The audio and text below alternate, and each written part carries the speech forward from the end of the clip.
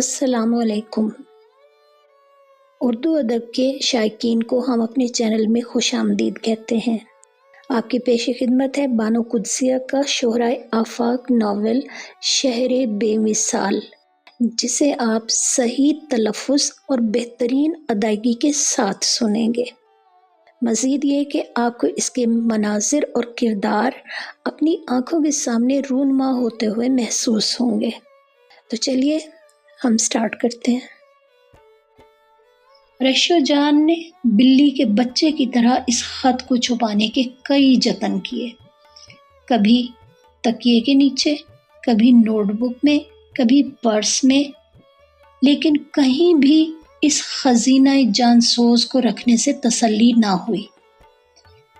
بالآخر اس نے ٹافی کے خالی ڈبے میں یہ خط رکھا جو خالد نے اسے بہاولپور سے چلتے وقت دیا تھا۔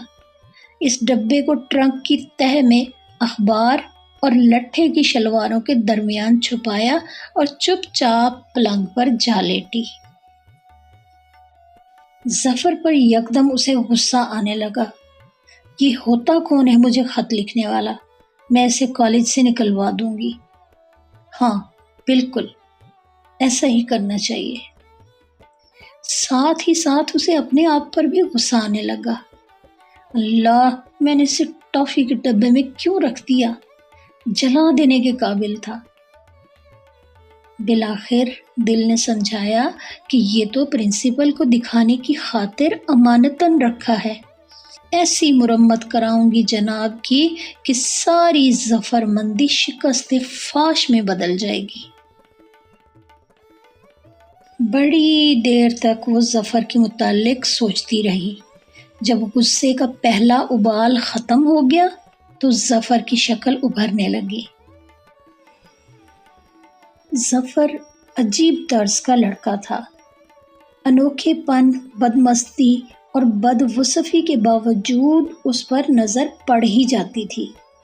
کپڑوں کی طرف سے وہ ہمیشہ لاپرواہ رہا۔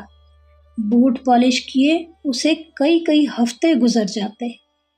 شیو کے معاملے میں کبھی کبھی تو وہ اس قدر محتاط ہو جاتا کہ دن میں 2 بار شیو کرتا، اور کبھی ہلکی ہلکی داڑھی رکھ کر نیوی کٹ کا سگریٹ بن جاتا۔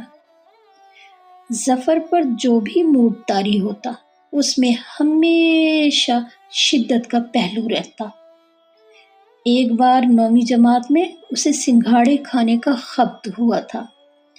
ایک دن میں سیروں سنگھاڑے کھا لیتا اور منہ سے لے کر آنتوں تک سفید سیمنٹ سے بھر جاتا۔ کالج کے پہلے 2 سال مباحثوں میں اس قدر گرم جوشی سے جتا رہا کہ ہر ڈکلیمیشن، ہر کانٹیسٹ، ہر مباحثہ اس کے بغیر نامکمل رہتا۔ کالج میں اسے کنگ آف سپیکرز کہتے تھے۔ مبحث کو الجھانا، مباحثے میں شریک ہونے والے تمام ارکان کو پٹڑی سے اتارنا اس کے بائیں ہاتھ کا کھیل تھا۔ ایوان میں جو بھی بحث اس کی زیر صدارت ہوتی ہمیشہ کامیاب ہوتی، اور وہ جس بحث میں سپیکر بن کر داخل ہوتا اس سیشن میں صرف اسی کو داد ملتی۔ وہ بڑا مجمع گیر اور خوش گفتار تھا۔ انگریزی، اردو، پنجابی تینوں زبانوں میں اتنی روانی سے اور اتنی جلدی بولتا جیسے بجلی کے بٹن دبا رہا ہو۔ 3rd ایئر میں داخلہ لیا تو اسے 3rd ڈویژن کے باوجود بڑی آسانی سے داخلہ مل گیا۔ پرنسپل کا خیال تھا کہ یہ آدمی اپنے میرٹ کی وجہ سے کالج کے لیے مفید ثابت ہو سکتا ہے۔ انہیں معلوم نہ تھا کہ ظفر مکمل طور پر مباحثوں سے اکتا چکا ہے، اور وہ تو ڈکلیمیشن کو سننے کے لیے بھی نہ جاتا تھا۔ بہت سے لڑکوں نے اسے مباحثوں میں شرکت کرنے پر مجبور کیا اور وہ ہر بار یہی کہتا، بحث کرنا جاہلوں کا کام ہے، بال کی کھال اکھیڑنے سے کیا حاصل؟ میری بلا سے آپ چاہے کچھ بھی سمجھتے ہوں، مجھے اپنے نظریوں کے متعلق شکوک نہیں ہونے چاہیے۔ آپ اگر اس عہد میں بھی دنیا کو چپٹا سمجھتے ہیں تو آپ کی مرضی، یہ ملک آزاد ہے، یہاں ہر ایک کو اپنی رائے رکھنے کا حق ہونا چاہیے۔ مباحثوں کی ہنگامہ خیز فضاؤں سے نکل کر ظفر نے اپنے آپ کو نغمے کی بے کراں وسعتوں کے حوالے کر دیا۔ BA کے فائنل میں پہنچنے تک اس کے پاس 3 ٹیپ ریکارڈر، 1 ریڈیوگرام، 2 ٹرانزسٹر اور 1 پرانا گراموفون اکٹھے ہو گئے۔ ہر محفل موسیقی میں سینے پر ہاتھ رکھے شرکت کرنا اس کا اولین فرض تھا۔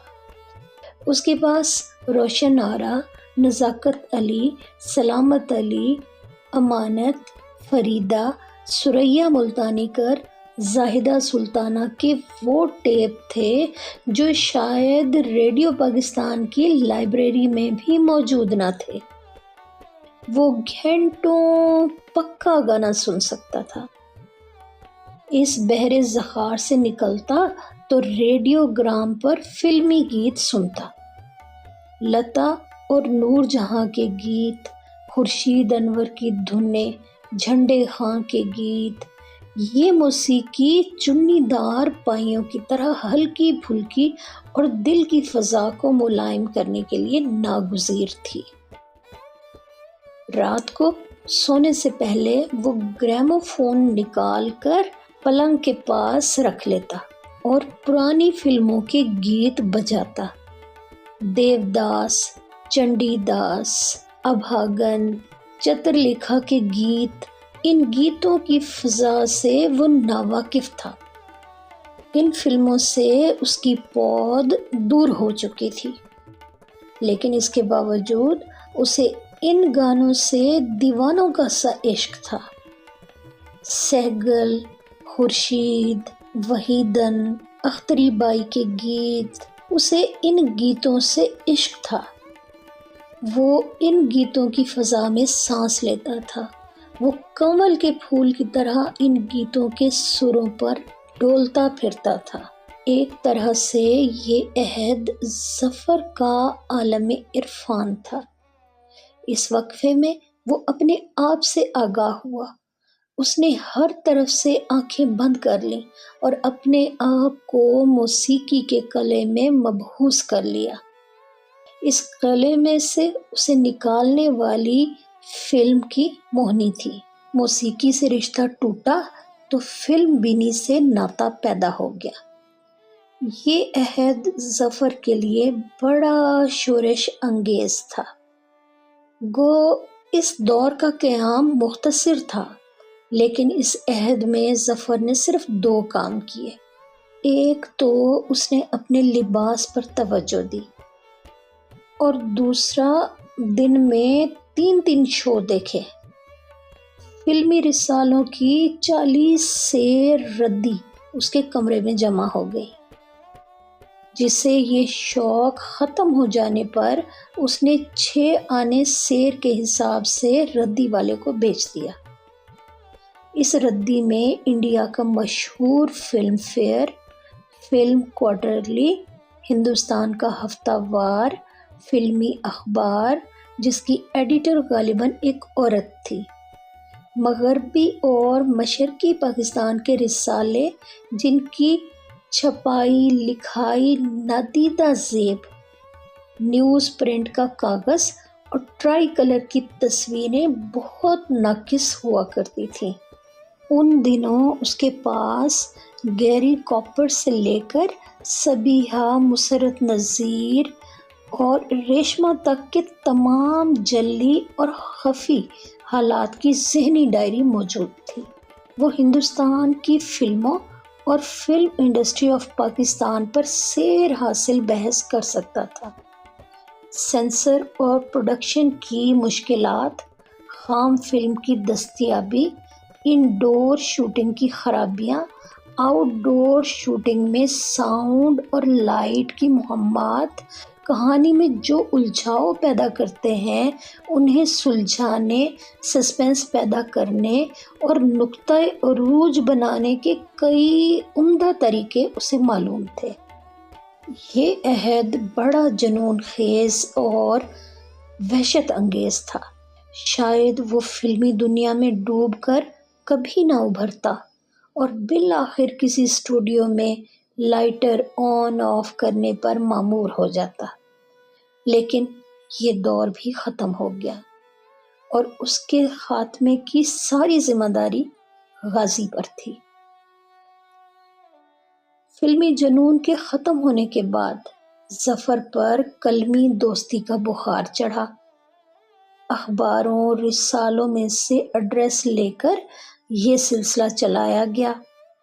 ظفر کے جنون میں ایک خوبی ضرور تھی، وہ اپنے سودائی پن کو شاہجہاں کی طرح تاج محل صورت ضرور بنا دیا کرتا تھا۔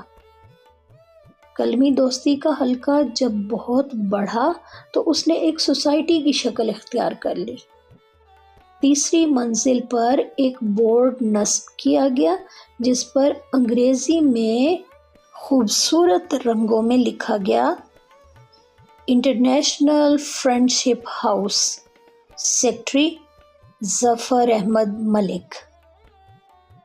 رفتہ رفتہ بیرونی ممالک سے ڈاک آنے لگی۔ نائجیریا، لیبیا، مسقط، صومالیہ جیسی نامانوس جگہوں سے بدیسی زبانوں میں ٹوٹی پھوٹی انگریزی میں خط اور تصویریں ظفر تک پہنچنے لگیں، اور ان دنوں اس کے پاس عجیب و غریب خوش رنگ ٹکٹ اکٹھے ہو گئے۔ مختلف ممالک ان کے عقائد، رسومات، نسلی امتیازات، مذہبی تنازع میں ظفر کو بڑی گہری دلچسپی پیدا ہو گئی۔ وہ رفتہ رفتہ ان علاقوں سے محبت کرنے لگا تھا جس میں اس کے دور دراز کے دوست بستے تھے۔